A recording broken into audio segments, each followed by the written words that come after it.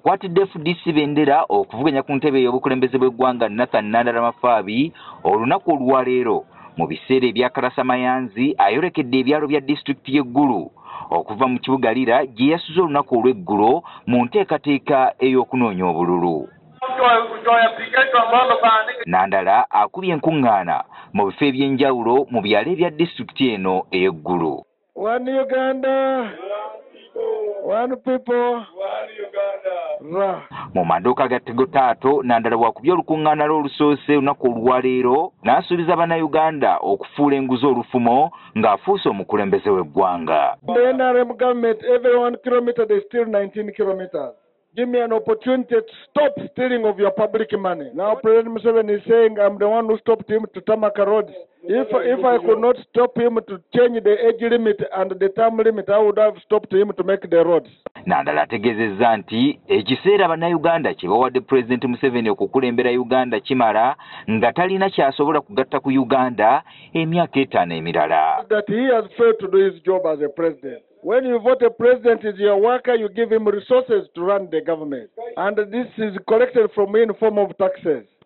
Wabula Nandala agambye nti gavumenti ye terina nteekateeka zonna ez'okuwoolera eggwanga eri abantu bonna abakoze obulabe ku ggwanga Uganda oba ku bannayuganda bennyini. Ekigendererwa kye ekikulu kya kutereeza ggwanga lisobole okudda ku luguudo. Uganda those men in the detach that Nandala comes with a plan for the armed forces. The army, the police, the prison officers will be taken care of. They will have houses to stay in. Their children will start free from primary up to university, and they will have what a good salary to live on. Oluvannyuma Nandala yeeyongeddeyo mu kitundu ekirala nga gukidde katale kano ak'omubuulo akasangibwa ku mutala Chwero mu gombola y'e Paicho mu disitulikiti ey'Eggulu yavudde okugenda mu kibuga Ggulu.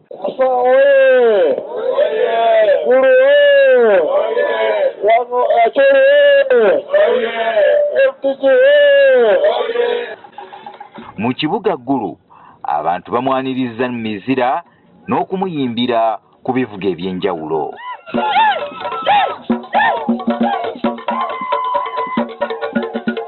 Abamu ku bantu betwogeddeko nabo bategeezezza nti balina ensonga nnyingi ze baagala omukulembeze wa Uganda agenda okuddako zagwanidde okukolako okusingira ddala beetoololedde ku byanjigiriza ate n'ebyobulamu. Want him to really work on the health of the country, to improve on the health.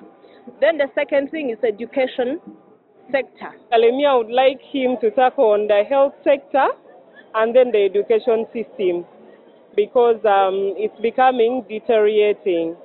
As for me, I'm a border man. Since I've been riding, the problem we are facing is the price for the fuel, mostly. That one is disturbing us a lot. Olunaku olw'enkya Nathan Nandala Mafaabi agenda kwolekera ebyalo bya disitulikiti ey'e Lira n'ekibuga Lira okwongera okusaba obuwagizi obunaamutuusa ku ntebe y'obukulembeze bw'eggwanga.